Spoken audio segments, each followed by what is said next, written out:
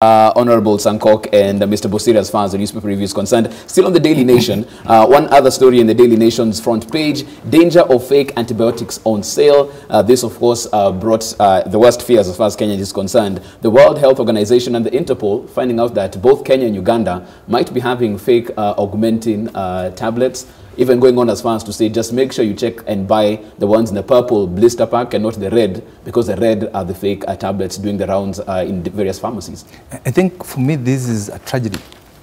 Something that is played out there. And this is a scourge that goes through the drugs industry. Something in Kenya. And the worst thing is that we are not properly regulated.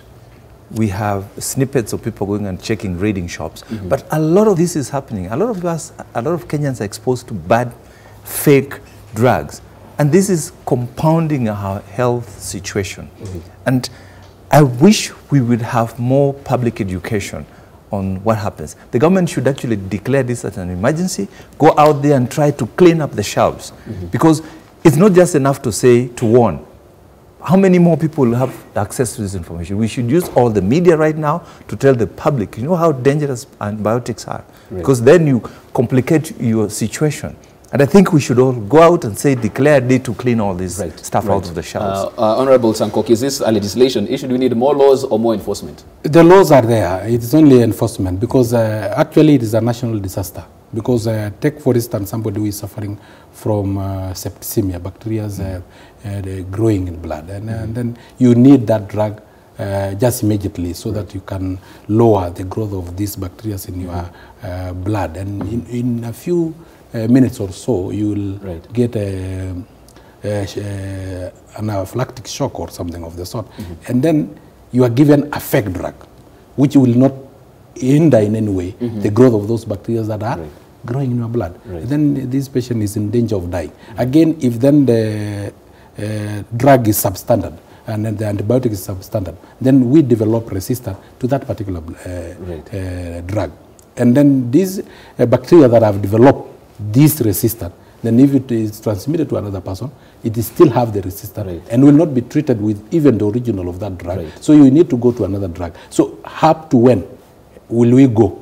You will use penicillins, you go to cephalosporins, you use cephalosporin, you go to another antibiotic, and then until you exhaust all the antibiotic, and then this particular bacteria have developed resistance to all antibiotics, then it is a disaster. So it is untreatable. So you need real stringent enforcement. So you find a small disease like pneumonia becoming totally untreatable. Because of such instances. Because of such instances. It is a time bomb. It's a time bomb. And of course, as you said, and in fact, the world should come in because the world have become a global village. If bacteria are resistant in Kenya, for instance, pneumonia, I will travel to America with my resistant type of strain of those bacteria, pneumococcus, and then I will spread it there. I guess that's why the World Health Organization and the Interpol joining forces to make sure whatever's happening in Uganda and Kenya doesn't move forward. It's a story that you can get on the front page of your Daily Nation. But let's move and look at something good that's happening in the health sector as well. This from the Kenyatta National Hospital.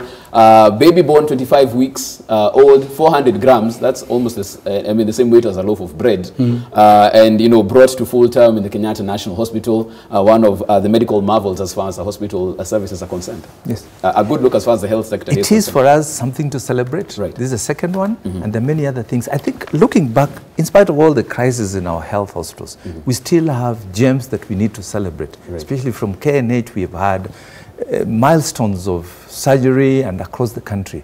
And unless we harness these positive energies, then we begin to build on them. Then we begin to knock out the bad ones. I think for KNH, this is, and congratulations to the parents for this baby called Tubula. Mheshimiwa tells me it's to germinate. They've germinated a baby. Actually, it's Masai, and we are very happy as a community, and we celebrate Tubula. He will grow to a very successful leader in our country. Absolutely. But then, let us celebrate our doctors. Sometimes we see strikes because they really won't pay, and we think they are egocentric. Our doctors are well-trained.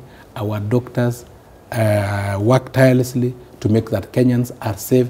Imagine You know, this is just a miracle. You know, it's like a miracle. It's like somebody have been revived from dead. You know what they were saying, the Bible and those pastors were saying. But this one is a total miracle. And also for us now as Kenyans to believe and to have trust in our doctors, in the training of our professionals, so that we don't actually run away. You know, we are running away to India, we are running away to other hospitals because we don't celebrate our own doctors. What we'll do is to make sure that we facilitate them, make the environment very conducive for their working, and make sure they are also remunerated so that they are quite happy when they are performing their duties, and then we don't have to fly medically to India to seek. Yes, we have the best here. And you know, machines don't work.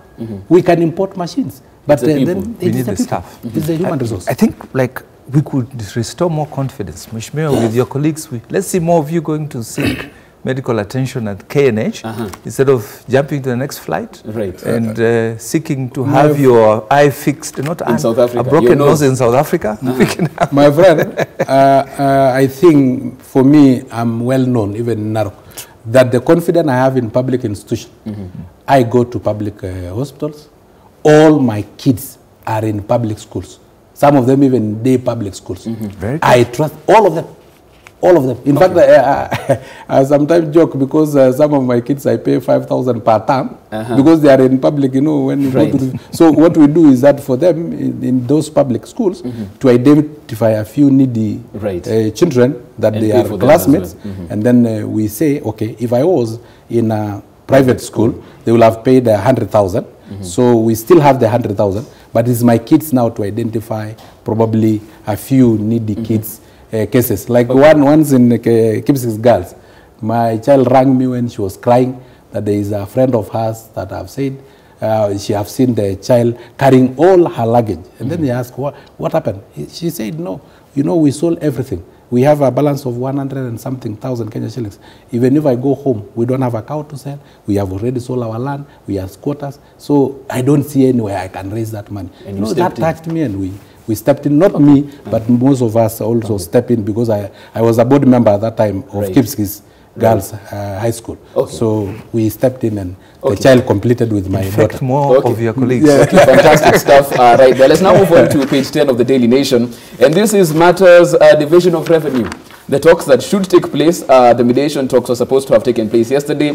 Only 2 senators were there, and of course, as the story goes in the Daily Nation, senators faulted as talks on revenue crisis abort. A parliamentary session organized to find a common ground on the allocation of revenue to county governments failed to take off yesterday after senators failed to turn up. Only 2 showed up, and of course, the chair, Ishungwa, spoke about the fact that next time we have this meeting, let's make sure at least a third of each is present so these talks can go forward.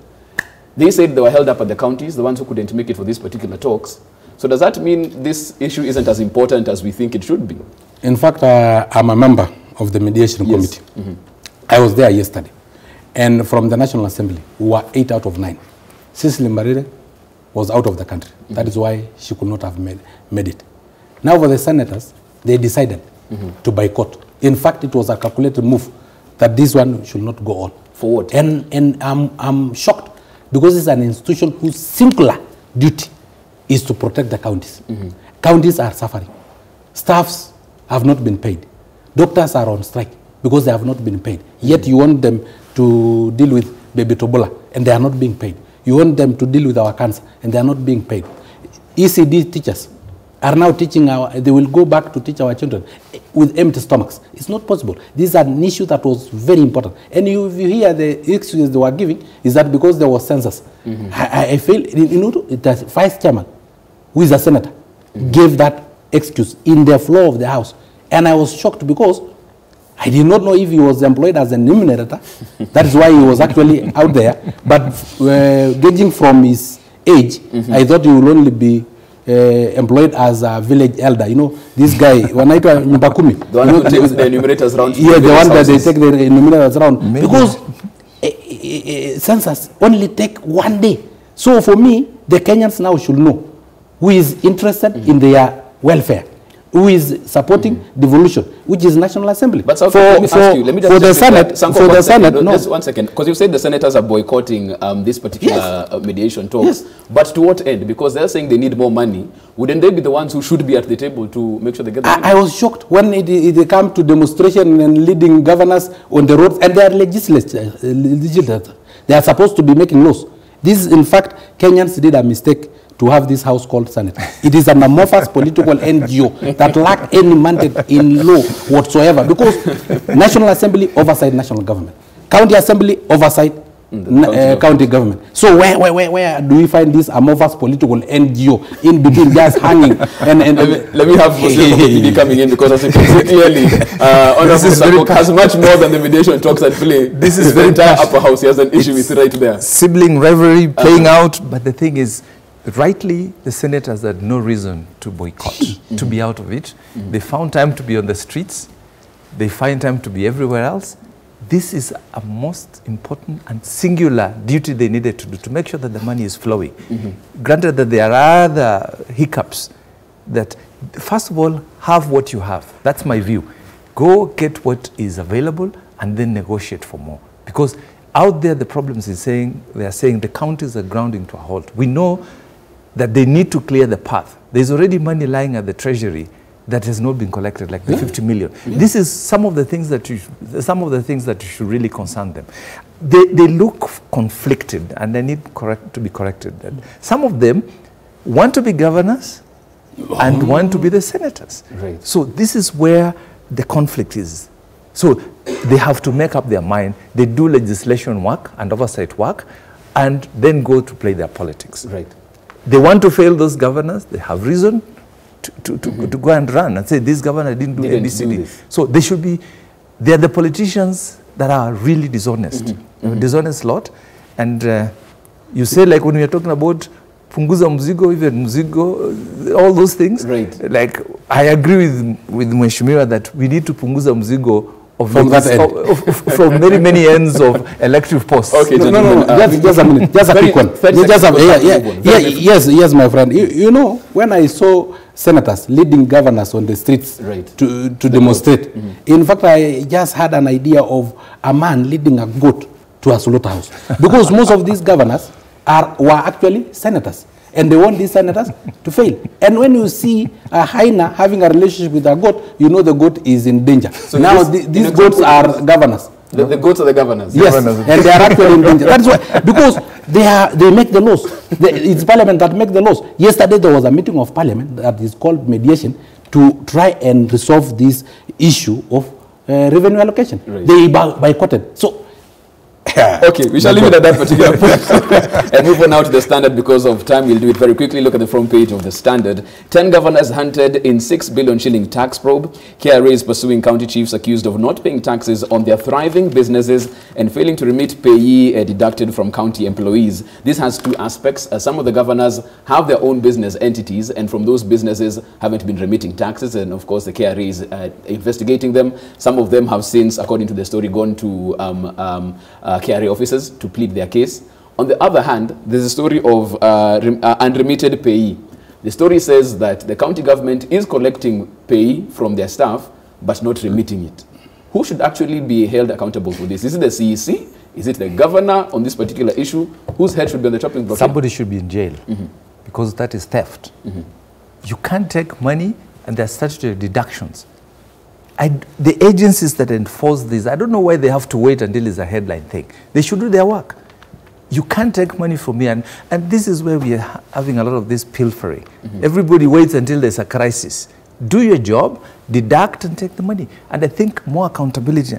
A lot of these governors, some of them are being caught up in businesses that are either businesses of the county and all these other things. Some of them cannot declare it because they cannot account for the source of their cash. This is why they're afraid. They should, KRA, in its honest, instead of also trying to play to the gallery, should grab these people and they are in jail. Right, That's why they need to I think on that particular KRA note, you want to jump in right there. Are they playing to the gallery? Is that what in fact, they are playing to the gallery, and it is high time.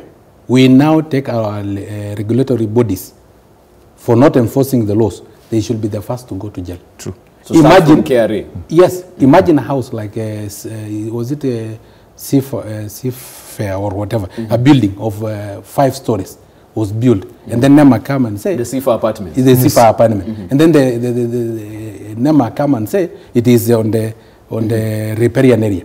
Why did it allow it to be built? You remember the Taj Mahal? It was built on road. There are regulatory bodies that we pay taxes. With our taxes, we pay the salary so that they can regulate such issues. And until the media come out, and I really thank the media, they come out with issues of food poisoning in our meat that we consume, with the poisoning of Nairobi River. That is when now they run up as if they are only receiving salaries without regulating. So the 10 governors being hounded for 6 billion. How in hell can we have 6 billion taxes not remitted and KRA is just sitting there and until when it made the headlines? That is when they rush. We should now take seriously the issue of regulatory bodies and take them to court, and actually have them jailed. You remember the issue of Mau Forest? 15 schools being constructed. Where was our foresters? They are being paid to man that forest. Wachunge hiyo msitu. Shule inajengwa, watoto wanaenda na uniform miaka yote. Sasa saizi ndio wanakuja kusema hiyo shule is not registered. Where was the foresters wenye tunawalipa wachunge hiyo msitu? Walikuwa wanachunga nini? Okay, I hear you on that one, Honorable Sankok. Let's now move on and finally look at the Star. Front page of the Star, moving away from politics, clearly they say all is fair in love and war. And it seems like it's playing out in the public gallery right here. Linturi was both cruel and romantic. According to once love-struck Kitani, the marriage was sealed by chewing a bunch of miraa, and this is a quote from the Star actually, made in the shape of a manhood. I don't know why it had to go up until that particular point, but that's what you're waking up to this morning. And as a case, as the hearing happened yesterday, at one point the magistrate had asked for it to be done in camera, but Kitani's lawyer, Danson Omari, said, no, we want it in full view of the public. Why? Because these are issues these are literal bedroom affairs. Why would they want it to go down this path? First, I think for me, there's a selfish interest in Danson Omari. He's building a public career out of this case. We don't have to be exposed to the lurid details of what they did and what they didn't do. It can play out there. And I think for once I fault ourselves. I know everybody else wants to. It's an interesting matter. So what? If you are being told we did this, it was in the shape of this. So what is it in the public domain? How many other cases are high profile and they are being sorted out? When they were courting, we were not there. They did their thing. Now that they are falling apart or whatever they are falling apart, they are. I like the one that marriage is both romance and everything. It's a full package. So I don't see, because first of all, we are quoting to be honest. I saw a poem penned by Frank Linturi yesterday. Very sweet poem. And then after, those are all other things that happen. But for me, the most important thing, the amount of money that is being mentioned, the figures, how did that money come in? How is it possible that one person can have so much?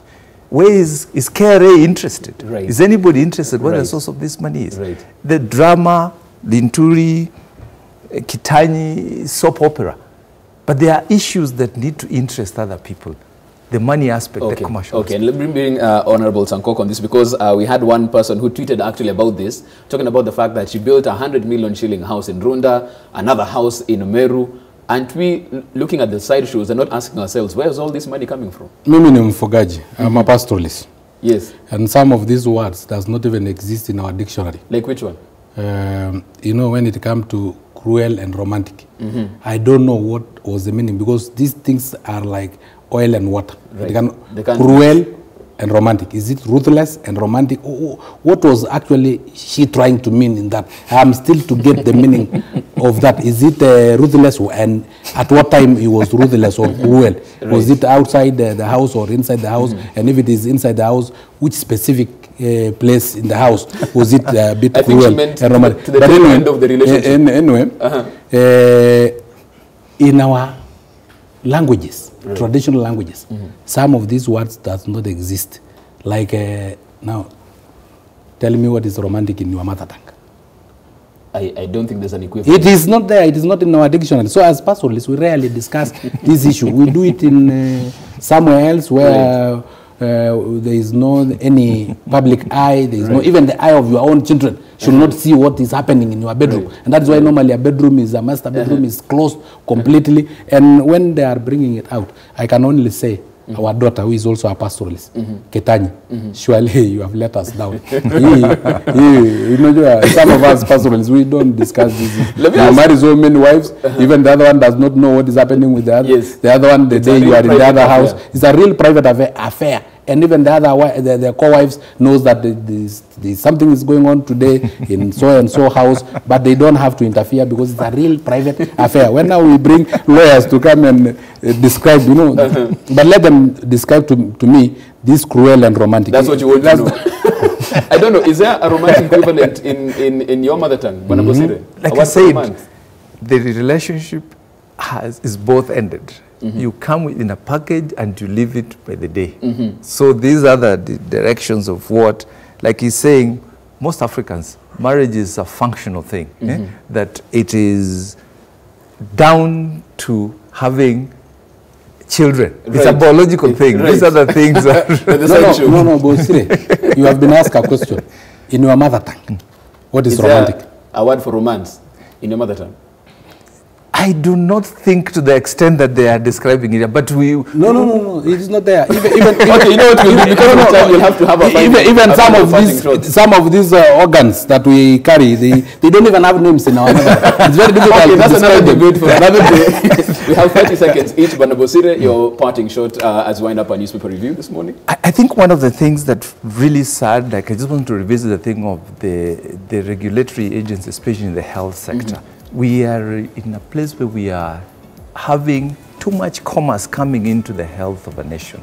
That too many people want to make money of our bodies. And I don't see the beauty of selling poison to kill people so that you make money. And this for me is something that we need as a country to look at ourselves. When you know that you're selling a wrong drug to somebody, you know you're going to kill him, and you make that money, where is your conscience? The conscience of the nation.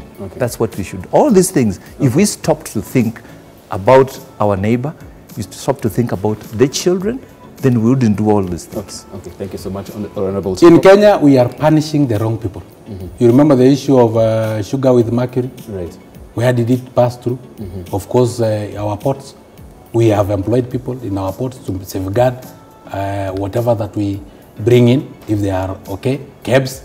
It passed through the roads, you know, sugar, tons of sugar passed through our roads, where our traffic police officers, but we punished that particular businessman. I remember the day counterfeit products were destroyed in our shops, in shelves. How did it find into our shelves? Where were the regulatory bodies? It is high time now we start punishing the right people. But when we got sugar laced with mercury in our shelves, then KEBS people should have gone in fast before even we deal with the businessmen. Traffic police officers should have gone in because of asking for 50 shillings when we are having poison in our trucks. That is what we should deal with as a country. We are punishing the wrong people. In the case of Mau, because I come from Narok, in the case of Mau, we should start by punishing those who issued title deeds from the Narok Land Registry. We should punish all those who are forest officers who allowed schools to be built inside a forest.